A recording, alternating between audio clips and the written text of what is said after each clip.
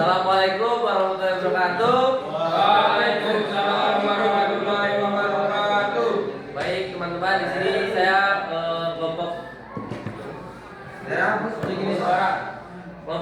akan presentasi tentang evolusi yang akan dipresentasikan oleh pemateri pertama yaitu Mas Subirin, pemateri kedua yaitu saya sendiri. Kepada pemateri pertama saya persilakan. Baik, terima kasih kepada pemateri, kepada moderator. Nah, di sini kita akan berbicara tentang evolusi. Nah, yang dimana setiap ada sesuatu permasalahan yang ada, pasti ada yang mencetus teori. Nah, dalam hal ini dari evolusi sendiri ada beberapa pencetus teori yang mengungkapkan pendapat mereka. Yang pertama ada dari Anaximander yang menyatakan bahwa manusia itu berevolusi dari makhluk hidup, makhluk autentik yang mirip dengan ikan. Lalu yang kedua ada dari Empedosis berpendapat bahwa kehidupan muncul dari lumpur dan tumbuhan, kemudian berubah menjadi hewan. Lalu yang ketiga ada dari teori Lamarck yang dimana dia berpendapat bahwa perubahan individu disebabkan oleh lingkungan dan dapat diwariskan ke generasi yang setelahnya. Lalu ada teori dari Charles Darwin yang menyatakan bahwa teori seleksi alam itu menjelaskan variasi sifat dan populasi di dalam suatu kelompok.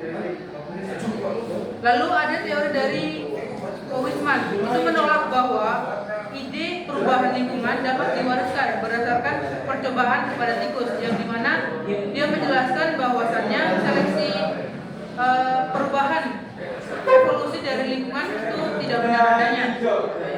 Lalu ia juga menunjukkan bahwa sifat yang diperoleh tidak diturunkan ke generasi yang berikutnya. Lalu ada hukum Hardy-Weinberg yang dimana hukum ini menyatakan frekuensi alel dapat dalam populasi tetap stabil jika tidak ada faktor yang mempengaruhi. Syaratnya termasuk populasinya harus besar, perkawinan acak, dan tidak ada mutasi ataupun migrasi. Lalu faktor yang mempengaruhi evolusi itu ada apa? Nah, yang pertama ada hanyutan genetik, yang dimana ini terjadi ketika frekuensi alel dalam populasi berubah akibat isolasi ataupun peristiwa acak. Contohnya termasuk founder effect dan bottleneck effect. Lalu yang kedua ada seleksi alam. Seleksi alam itu kan adalah proses di mana individu yang lebih baik beradaptasi dengan lingkungan yang memiliki peluang lebih besar untuk bertahan hidup dan bereproduksi. Ini berkontribusi pada perubahan sifat dalam populasi dari generasi ke generasi. Lalu ada perkawinan tidak acak, yang dimana perkawinan ini diperangi oleh faktor pilihan dapat mengubah frekuensi alel dalam populasi. Individu yang memiliki sifat yang lebih disukai akan lebih mungkin untuk bereproduksi. Lalu yang terakhir ada migrasi, yang dimana migrasi ini dapat membawa alel baru ke dalam populasi atau mengeluarkan alel dari populasi. Ini dapat mempengaruhi keragaman genetik dan evolusi spesies. Lalu dari evolusi ini sendiri ada petunjuk evolusi yang didapatkan. Yang pertama ada fosil. Studi fosil menunjukkan bahwa tidak ada organisme sekarang yang berbeda dengan fosil nenek moyangnya. Lalu ada perbandingan embriologi, yang dimana kesamaan perkembangan embrio di antara vertebrata menunjukkan hubungan kekerabatan. Yang ketiga ada homologi organ tubuh, yang dimana anggota tubuh itu terlihat berbeda, tapi memiliki asal mula yang sama. Ini menunjukkan adanya kekerabatan dari evolusi ini sendiri. Lalu yang terakhir ada variasi individu dalam keturunan, yang dimana perbedaan dalam spesies yang sama dapat disebabkan oleh faktor internal dan eksternal. Variasi ini penting dalam proses evolusi dan adaptasi. Nah, mungkin penjelasan berikutnya akan dijelaskan oleh pemateri kedua. Kepada pemateri kedua saya silakan. Baik, terima kasih. Yang keempat, teori penciptaan cerdas. Teori penciptaan cerdas itu ada konsep penciptaan, yaitu teori penciptaan menyatakan bahwa semua makhluk hidup diciptakan oleh Tuhan secara terencana. Pendekatan sains dan agama berbeda, tapi keduanya dapat saling melengkapi. Yang kedua, penemuan model DNA. Watson Crick mengemukakan model DNA sebagai tangga tali berspin ganda atau double helix. Yang kedua, penemuan ini penting dalam memahami pewaris sifat. Yang ketiga, hukum pewaris sifat menurut Mendel. Yang pertama ada Gregor Johann Mendel menjelaskan bahwa pewaris sifat disebabkan oleh faktor penentu yang dikenal sebagai gen.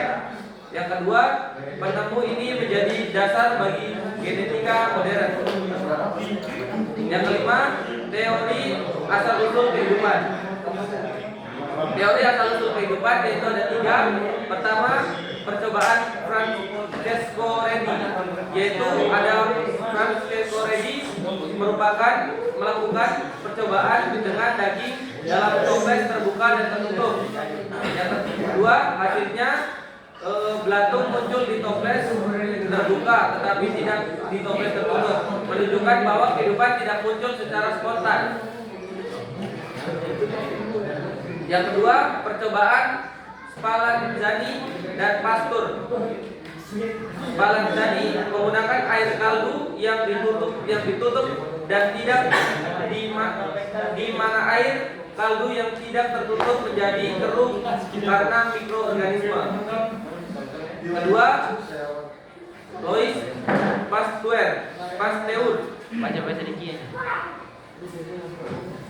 menyempurnakan percobaan Spallanzani dengan labu leher angsa, membuktikan bahwa mikroorganisme berasal dari udara.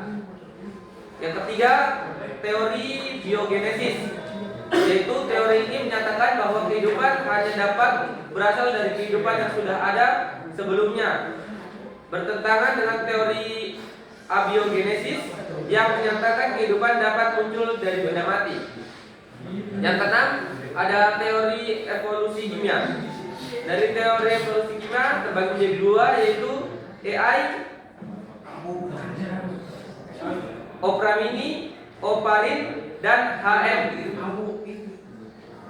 AI, Oparin menyatakan bahwa kehidupan dimulai dari molekul organik sederhana yang terbentuk di atmosfer awal bumi. Yang kedua, Harold Urey dan Melvin Calvin melakukan eksperimen yang menunjukkan bahwa radiasi dapat mengubah gas menjadi molekul organik. Yang kedua, percobaan Stanley Miller. Stanley Miller melakukan percobaan yang membuktikan bahwa kondisi awal bumi dapat menghasilkan molekul organik. Kedua, percobaan ini menjadi dasar bagi teori evolusi kimia. Baik, mungkin itu presentasi dari kelompok kami. Jika teman-teman ada yang bertanya, saya persilakan. Jika tidak ada, saya tutup. Mungkin itu saja presentasi dari kelompok kami. Lebih kurangnya kami mohon maaf. Wassalamualaikum warahmatullahi wabarakatuh. Waalaikumsalam warahmatullahi wabarakatuh.